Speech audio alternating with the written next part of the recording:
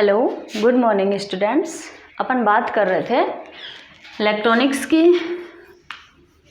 उसके अंदर अपन क्या पढ़ रहे थे? देखो, रिलेशन निकाल रहे थे पैरामीटर्स के अंदर। क्या कर रहे थे?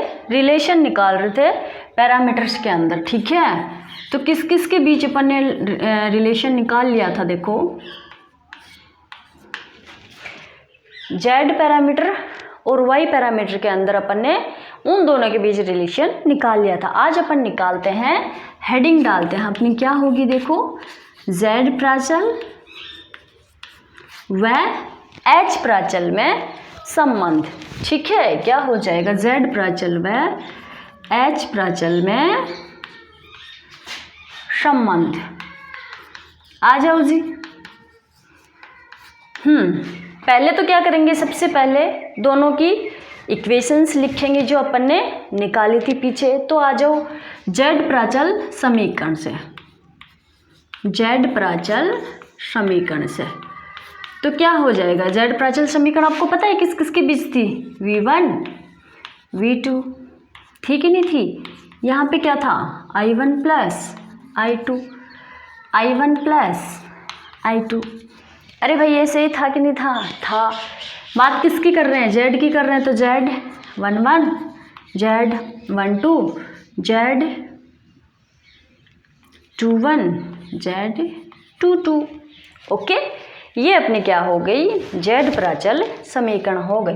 इसको इक्वेशन 1 दे दो और इसको इक्वेशन 2 दे दो। इसी प्रकार से एच प्राचल समीकरण लिखेंगे। एच प्राचल, ओहो, एच प्राचल समीकरण से। एच प्राचल समीकरण किस किस के बीच थी? दो के बीच थी। अलग अलग इंडिपेंडेंट वेरिएबल लिए थे अपन ने, V1 और I1। ऐसे ही था ना? Sorry, I2। ओके जी। अब यहाँ पे I1 प्लस V2 यही था। I1 plus V2। H11, H12, H21, H22 हो गया। इक्वेशन 3 एंड इक्वेशन 4 बोल दो।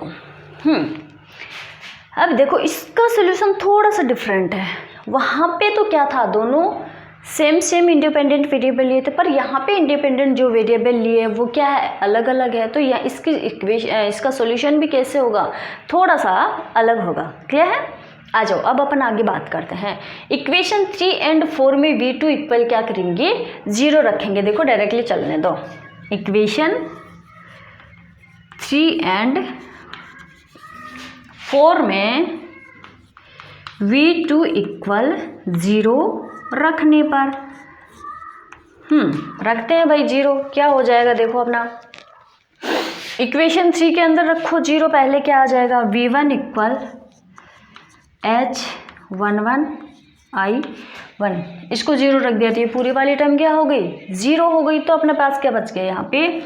H11 इक्वल V1 और I1। इक्वेशन 4 अपने पास थी, इसको इक्वेशन क्या कर दो? 5 दे दो। जैसे ही अपन ने इक्वेशन 3 के अंदर V2 इक्वल 0 रखा, वैसे ही अपन इक्वेशन 4 के अंदर क्या रख देंगे? V2 इक्वल 0 रख देंगे।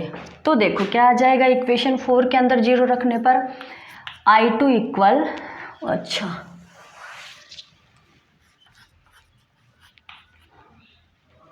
I2 इक्वल क्या आ जाएगा? H21 I1।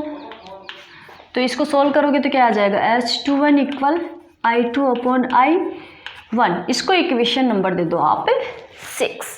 क्लियर है? इसको इक्वेशन नंबर दे दो आप 6। ये तो अपन ने क्या किया?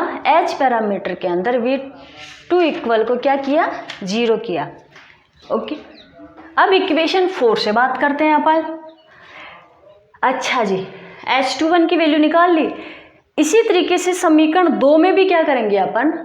V2 इक्वल 0 करेंगे। क्या करेंगे? इसी प्रकार से इक्वेशन 2 में भी क्या करेंगे? V2 इक्वल 0 करेंगे।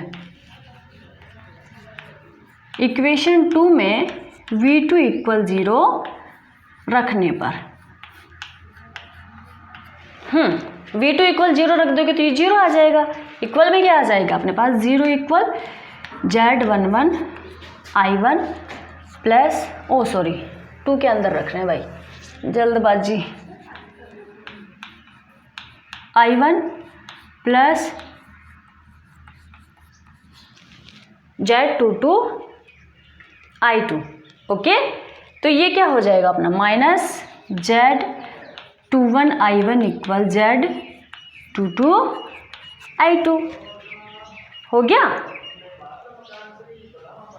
माइनस Z21 अपॉन, इसको नीचे ले जाओ तो क्या आ जाएगा Z22। ओके जी, Z21 Z22 तो इक्वल में क्या आ जाएगा अपने पास I2 upon I1, I2 upon I1। ठीक है, इसको इक्वेशन क्या दे दोगे 7। क्लियर है, यहाँ तक कुछ भी नहीं किया है। Z पैरामीटर की इक्वेशन लिखी, H पैरामीटर की इक्वेशन लिखी, चारों इक्वेशन को अपन ने क्या दे दिया, naming they the, equation 1 2 3 and 4। अब इक्वेशन 3 एंड 4 के अंदर क्या किया, V2 इक्वल 0 रखा, 0 रखोगे तो इक्वेशन 5 आएगा, इक्वेशन 4 के अंदर 0 रखोगे V2 इक्वल तो क्या आएगा, इक्वेशन 6 आएगी। इसी तरीके से इक्वेशन 2 के अंदर भी अपन क्या रख देंगे, V2 इक्वल 0 रखेंगे तो ये क्या आ जाएगा I2 अपॉन I1, या फिर कहने का मतलब इक्वेशन 7 आ जाएगी। क्लियर है यहाँ पर। अब मुझे ये बताओ इक्वेशन 5 नहीं सॉरी इक्वेशन 6 और इक्वेशन 7 दोनों समान है कि नहीं है। देखो ये भी I2 अपॉन I1 की वैल्यू है और ये भी I2 अपॉन I1 की वैल्यू है, तो इक्वेशन 6 व 7 क्या है, समान है।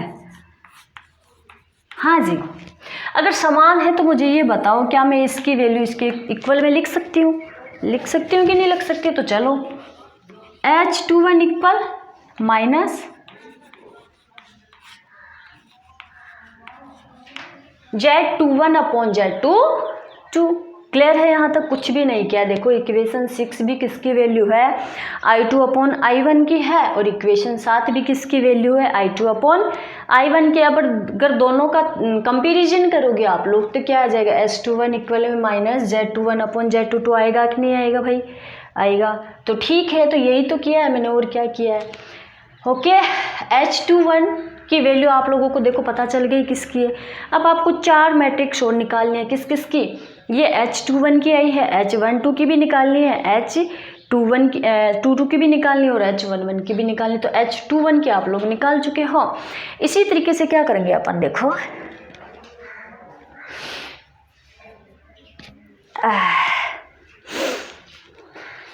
इसको इक्वेशन नंबर दे दो आप 8। क्लियर है। अब इक्वेशन 7 में I2 का मान समीकरण 1 में रखने पर क्या कर देंगे, अब इक्वेशन 7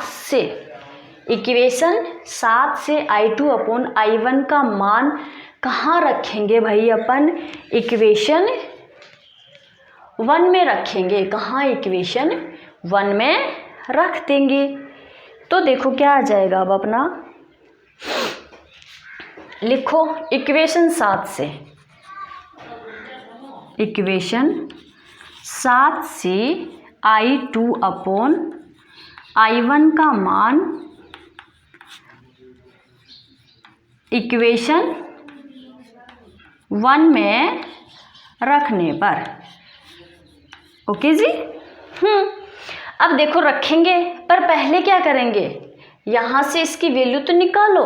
कहाँ से, देखो माइनस इक्वेशन 7 क्या, minus Z21 Z22 upon value किसकी लिखनी है, I2 अपॉन I1 का मान, या फिर I2 का मान, सॉरी किसका मान है, I2 का मान। इक्वेशन 7 से अपन I2 का मान निकालेंगे और वो मान निकालने के बाद कहाँ पुट कर देंगे, इक्वेशन 1 के अंदर। तो आ जाओ पहले अपन I2 का मान निकालते हैं, किससे, इक्वेशन 7 से। तो अपना क्या आ जाएगा, देखो I2 इक्वल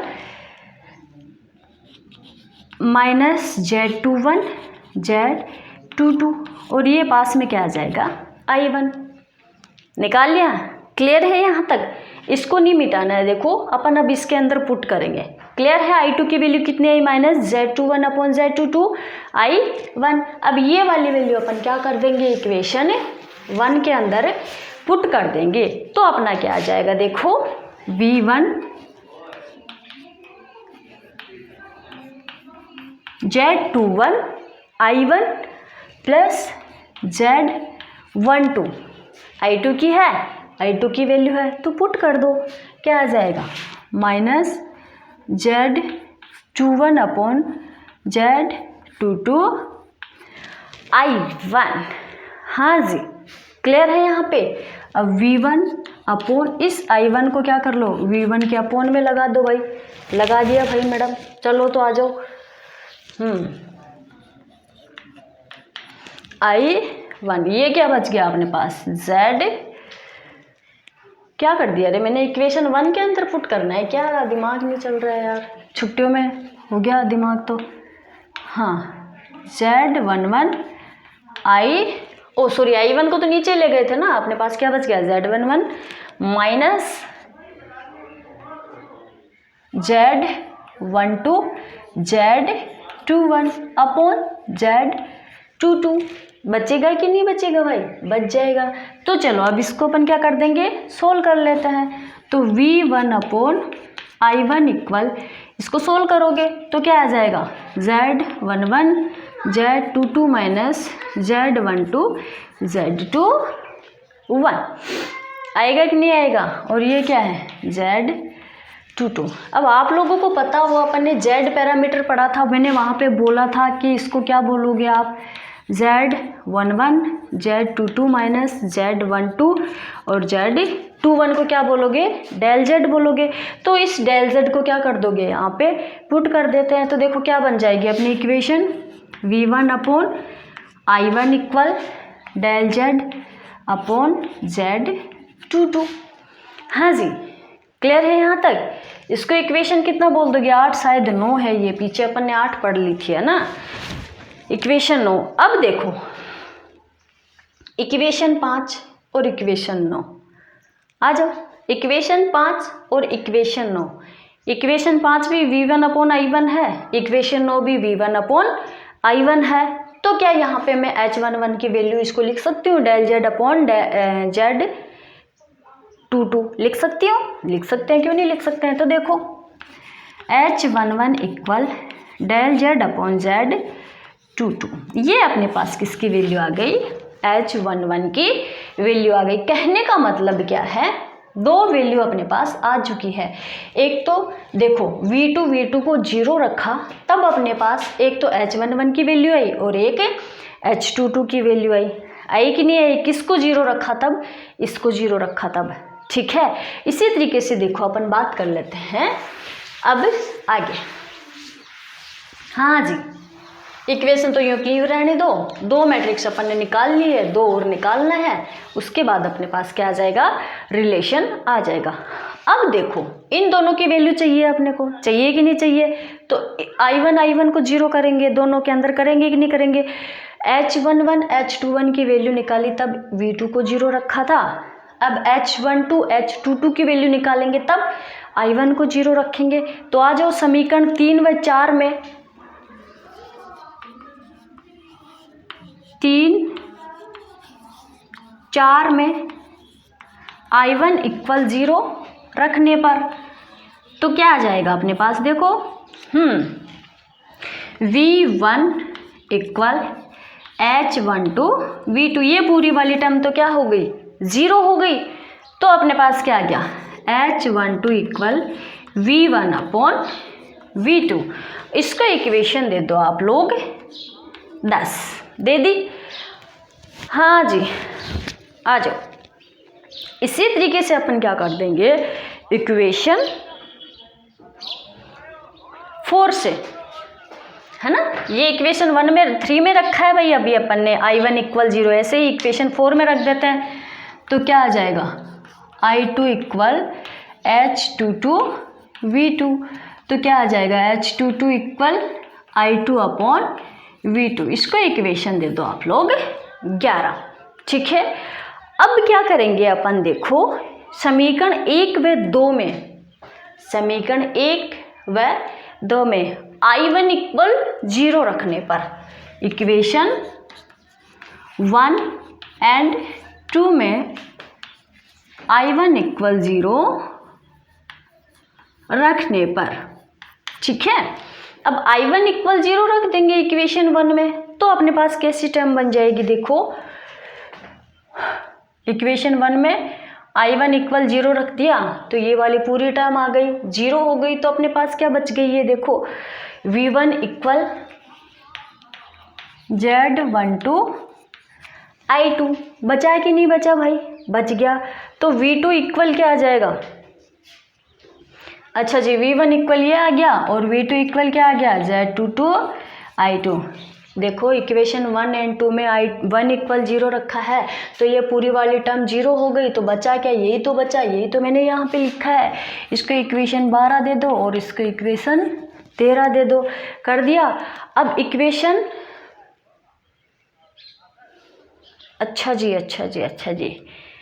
इक्वेशन H22, अरे भाई ये इक्वेशन 11 थी, देखो पीछे होगा कुछ गड़बड़, ये 13 है और ये 14 है। अब क्या करेंगे, इक्वेशन 13 में 14 का क्या कर देंगे, भाग दे देंगे, इक्वेशन 13 भाग डिवाइड कर देंगे इक्वेशन 14। ओके जी। अब देखो डिवाइड करेंगे तो क्या आ जाएगा अपने पास, V1 upon V2 equal Z12 I2 और Z22 I2 से क्या हो गया, I2 कैंसिल हो गया, तो अपने पास क्या बचा, V1 upon V2 equal Z12 Z22। इसको इक्वेशन क्या दे देंगे अपन, इक्वेशन 15। ओके क्लियर है यहाँ तक, देखो कुछ भी नहीं कर रहे हैं, सिंपल सी चीज़ है, ना इतना टफ है और ना आप लोग कर सकते हो, देखो आराम से। हाँ जी इक्वेशन 15 अपन ने निकाल ली, तो देखो अब क्या करेंगे अपन, इक्वेशन 11 व इक्वेशन 15, इक्वेशन 15 देखो और इक्वेशन 11 देखो। इक्वेशन 15 क्या है, V1 अपॉन V2 है, इक्वेशन 11 क्या है, V1 अपॉन V2 है। तो क्या मैं H12 इक्वल ये वैल्यू रख सकती हूँ, Z12 अपॉन Z22 लिख सकते हैं कि नहीं लिख सकते हैं भाई, लिख सकते हैं मैडम, तो फिर लिख दो आप लोग यहाँ इसको। तो अपने पास क्या आ जाएगा, ये H12 की वैल्यू क्या आ जाएगी, Z12 अपॉन Z22। 3 मैट्रिक्स अपन ने निकाल ली, अब 4th बची अपने पास, बची कि नहीं बची, तो चलो अब अपन करते हैं फ्रॉम इक्वेशन 14। अरे भाई इक्वेशन 14 तो गई, चलो कोई बात नहीं, फिर से लिख लेते हैं, फ्रॉम इक्वेशन 14। ठीक है, इक्वेशन 14 क्या थी अपने पास, V2 upon I2 equal Z12 थी, यही थी क्या, यही थी। तो अब मुझे ये बताओ, इसको मैं क्या कर देती हूँ, ऊपर ले जाऊँ, I2 अपॉन V2, तो क्या बच जाएगा 1 अपॉन Z12। आएगी कि नहीं आएगी, आएगी। इसको इक्वेशन दे दो 16 दोगे, कितना दोगे, अरे इसको दो ना 16, आप लोग इसको 17 दो भाई, देखो 17 इक्वेशन आ रही है आपके पास, क्लियर है। अब इक्वेशन 12 व 17, अब इक्वेशन 12 कहाँ गई, गायब हो गई, कोई बात नहीं, अपन वापस लिख लेंगे भाई। इक्वेशन 12 और 17 समान थी, तो ऐसे ही थी, देखो वो आप लोग कर लियो देख के, तो वो किसकी वैल्यू आ जाएगी आपके पास, H22 की वैल्यू आ जाएगी। ठीक है, तो इक्वेशन 12 व 14 समान है, इक्वेशन 12 देख लेना आप नोट्स में, इक्वेशन 12 व 14 14 समान है, तो वो किसकी वैल्यू आ जाएगी अपने पास, H22 की, तो 1 अपॉन Z12। ओके जी, ये इक्वेशन आ गई अपनी 18। अब इन सब को क्या कर दो आप, कैंसिल कर दो, अब कुछ नहीं है। अब देखो अपन ने वैल्यू किस किस की निकाली, हाँ जी H12 की वैल्यू आपके पास क्या आई, Z12 अपॉन Z 22। ओके जी, H22 की वैल्यू आप लोगों के पास क्या आई, 1/Z12 आ गई। ऐसे ही अपन ने पीछे निकाली थी, H11 की वैल्यू आपके पास क्या आई थी भाई, देखो डेल Z/Z22 आई थी। ऐसे ही अपने पास H21 की वैल्यू क्या आई थी, 1/Z22 आई थी, सॉरी -Z21 आई थी भाई, -Z21/Z22 आई थी। ओके जी, ये मैट्रिक्स अपन ने Z और H प्राचल को सोल्व करके निकाली थी। अब इन सबको क्या कर देंगे अपन, मैट्रिक्स रूप में लिख देंगे। तो क्या लिखो भाई, कुछ नहीं है, सिंपल सा है। Z व H प्राचल से प्राप्त संबंधों को क्या कर देंगे, ये अपन ने रिलेशन निकाल लिए थे, सबके बीच निकाल लिए थे। अब इन सबको अपन क्या कर देंगे, मैट्रिक्स के रूप में लिख देंगे। तो क्या आ जाएगा अपने पास, देखो